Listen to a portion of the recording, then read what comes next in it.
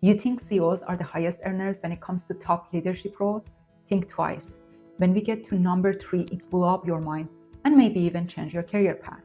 Today, I'm revealing the top 10 highest paid leadership roles, the exact salary range, the top earners globally, as well as practical action steps if you want to get eventually to one of these roles. Chief Executive Officer. The salary ranges from $1 million to $189 million plus. The top earner in this field is Brad Jacob, which earns more than $189 million.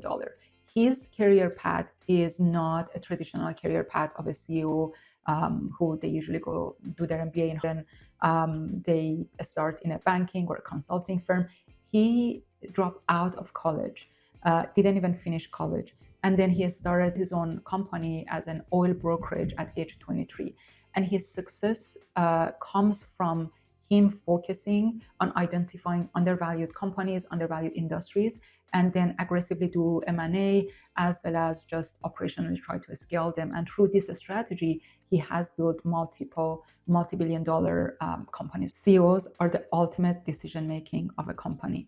If you're ambitious to become a CEO, there are 4 specific actions that you need to focus on. The first one is you want to diversify your experience. So if you're in a banking industry, you don't want to just focus on one business unit, because guess what? Each company has multiple business units. And if you only have experience and expertise in one, you can't really be a great CEO if you don't know anything about the rest of the company. So you want to at least gain experience in 2 different business units, if not more. The next one, of course, is your networking. And you want to specifically know people, and specifically you want people to know you who are important clients of the company, as well as the board members. You want to have a strong brand and reputation. That means that you would want to publish articles, especially if you can publish a book. You want to mentor people, as well as you want to speak in conferences, especially conferences who are known in your specific industry or at events. So you want to build that industry-wide brand as well. And the last but not the least, you want to make sure that you build experience of how to go through a crisis and come out of it successfully by building the right vision and building the right resiliency for the company. That crisis management is really key. Private equity partner or managing director. The salary ranges from $1 million to $1 billion plus. Yes, you heard it right. A private equity MD can earn way more than a CEO. The highest paid private equity partner in 2024 was Steven Schwartzman from Blackstone, who has a traditional career path. He got an MBA from, of course, Harvard Business School, and then he worked in Lehman Brothers. The key turning point in his career was when he decided to get out of the company and found his own company, Blackstone. And basically, he shifted from advisory to asset management and really worked hard until he turned the company public in 2007. If this is a path that you're interested, there are certain action plans that you need to take. First of all, you need to either start in investment banking or strategy consulting. You really need to focus on that. That usually means that you need to have an MBA. You want to also build expertise when it comes to sourcing deals and value creation in these 2 specific areas. And then you want to make sure that you create a track record of successful exits. And most importantly, for all these roles, I would say you want to grow your leadership skills. You want to focus on how to run these portfolio companies, not just analyzing them. Hedge fund partner or managing director. Salary range $600K to $4 billion plus. These salaries also surprise me. I always thought CEO is the one that gets the highest salary. Even in the same company, sometimes CEOs are not the highest paid. We're going to go through some of these C-suite roles as well that will surprise you. The highest earner in this field is Izzy Englander with $4 billion plus. He has a traditional career path, a finance degree, a BA degree. He started as a floor broker. The key decision he made in his career is, again, when he also founded his own company, and then he started really focusing on value creation and innovation and risk management, and grew his firm to where it is today. Hedge fund partners, they earn massively, but that tied directly to the fund performance. If this is a path that you want to take, there are 4 specific actions that you need to take. The first one is that you want to start as an analyst and you want to really master risk management And you want to also select a niche and really go deep in one thing. The next one is that you want to build and develop an investment edge. And that edge is really important. That could be in macro, it could be in quant, or it could be sector specific. The third one that's very similar to all the other leadership roles is that you want to build a strong relationship with the key people. In this case, it would be institutional investors as well as the clients. You want to eventually raise enough capital to launch and own your own fund. Chief Financial Officer. Salary range from 360K to 52 million plus. The highest paid CFO is Joe Berchtort from Live Nation Entertainment. Joe has one of those, again, traditional career path. He also has an MBA from Harvard Business School. So I don't want to put as one of the action steps, but I think you understand that an MBA on its own is not important. An MBA from a top business school is what's important, because it's not about the lessons that they teach you. There are lots of strong business schools that teach you really good lessons. It's about the people that you meet, the network that you build. The key decision Joe made in his career was when he moved to Live Nation as EVP of corporate development, and eventually he moved to the CFO role. He oversaw the Ticketmaster merger, and also he really drove those live events that happened post-pandemic, resulted in massive growth for the company. And that's really the reason he is the highest paid CFO. CFOs are the financial architects of the company. If this is the path that you want to take, you want to have an MBA plus either CPA or CFA or both. You want to be able to communicate very fluently with both Wall Street as well as your internal teams. You need to be able to create a balance between that financial discipline, but also grow a strategy. Often in the finance roles, people become sometimes too risk averse. And if you be able to balance that risk management side of financials with growth strategies, that's the golden spot when it really makes you stand out. You also have to lead teams who are focused on finance, treasury, and investor relations. Investment banking managing director. Salary range 350K to 10 million plus. When it comes to investment banking, the salaries are not always publicly available, but one of the top earners is Daniel Eduardo Pinto, and his high salary is tied to his strong performance in deals and markets in JP Morgan. If this is a path that interests you, you want to make sure that, first of all, you want to have an MBA and you want to build specific skills when it comes to pitching, due diligence, and modeling. You have to then progress your way through a VP role. And you can only do that by building very strong client relationships and playing the office politics in the positive way. As an MD, you have to prioritize the relationships, client relationships, industrial relationships, and the sector expertise over a spreadsheet. So this is a common advice, especially when you start from more of a technical roles and you're moving up. You have to move away from some of those technical nitty-gritties and move more towards high-level relationship and overall expertise. And you want to become indispensable for the CEOs. You have to be the person in your specific sector that they cannot let go. And that comes again with relationships and sector-specific expertise. Chief Operating Officer. Salary range $1 million to $27 million. The highest paid CEO is Jeff Williams from Apple. He has a pretty straightforward career path. He got his mechanical engineering degree, and then he got a business degree from Duke University. He started in IBM, and then he moved to Apple, and he basically stayed in Apple for years. He was very critical in launching iPhone and iWatch, and that's one of the reasons that he got promoted to the CEO role. If this is the path that interests you, there are certain action items that you need to consider.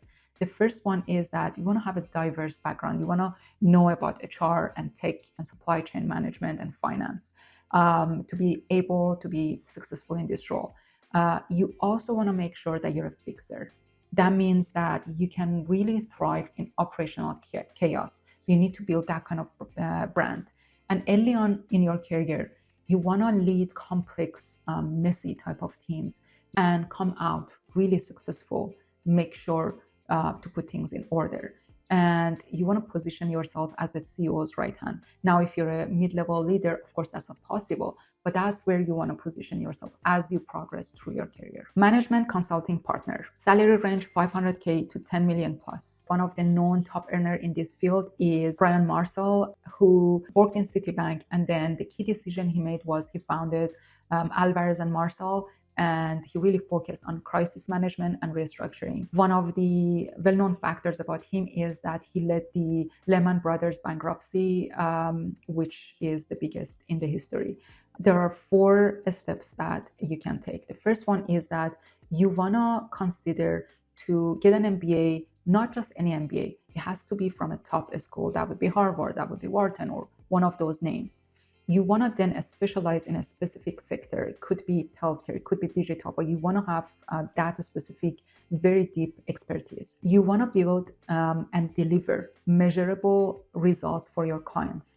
That would be millions in cost reduced, millions in cost saved, millions in revenue generated. The amount has to be in millions of dollars, very impactful for your clients. And you want to build a reputation and expertise that makes you the CEO's go-to advisor. Law firm equity partner, salary range 1.4 million to 30 million plus dollars. One of the known top earners is John Bailey's, who, surprise, surprise, got his law degree from Harvard, and he worked in few law firms before moving to Kirkland and Ellis. That's where he really built that expertise in private equity transactions, and then eventually he became the chair of the company, and he built a massive revenue for the firm by his focus on aggressive client acquisition as well as great talent recruitment. And as you know, talent recruitment is really everything when it comes to any of these senior leadership roles. If this is something that you're interested, there are 4 specific steps that you need to take. You have to excel academically and join top tier firms.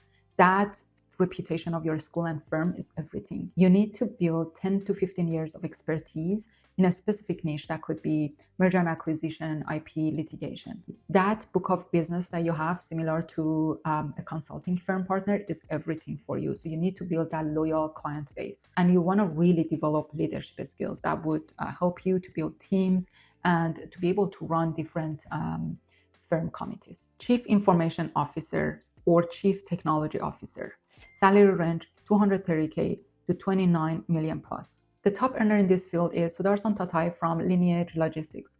And the key turning point in his career was when he moved to Lineage Logistics as a CIO, and he becomes accountable to build that digital transformation for a cold supply chain management. And he did that very successfully through AI, automation, and cloud adoption, which resulted in global expansion of the firm and IPO preparation. If this is something that you're considering, you have to start either in IT, product, or engineering teams. One of the things that you need to know is you have to drive at least one major digital transformation project. That doesn't mean a project within 1 or 2 teams.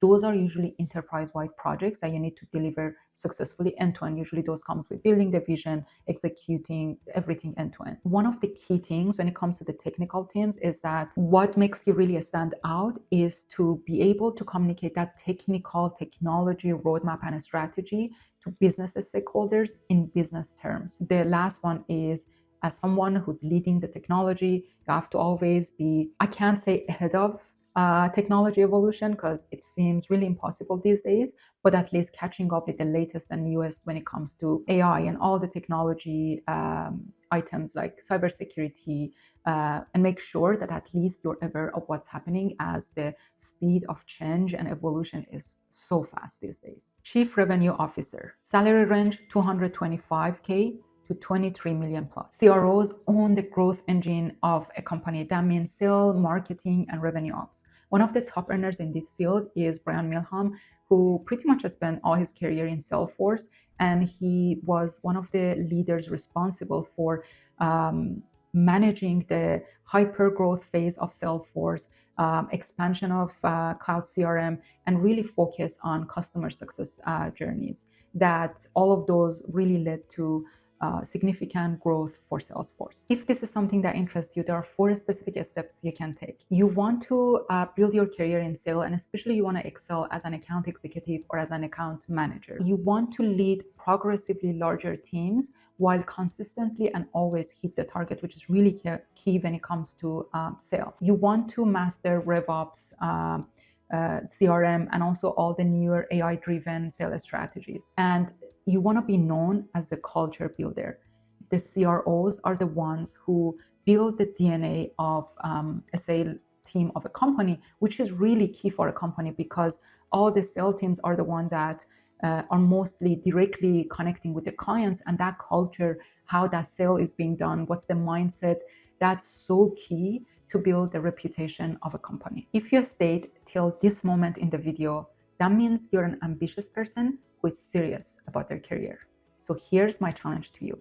Pick one of these 10 leadership roles that we talked about, then go and research 3 people who are really successful and well-known in that field.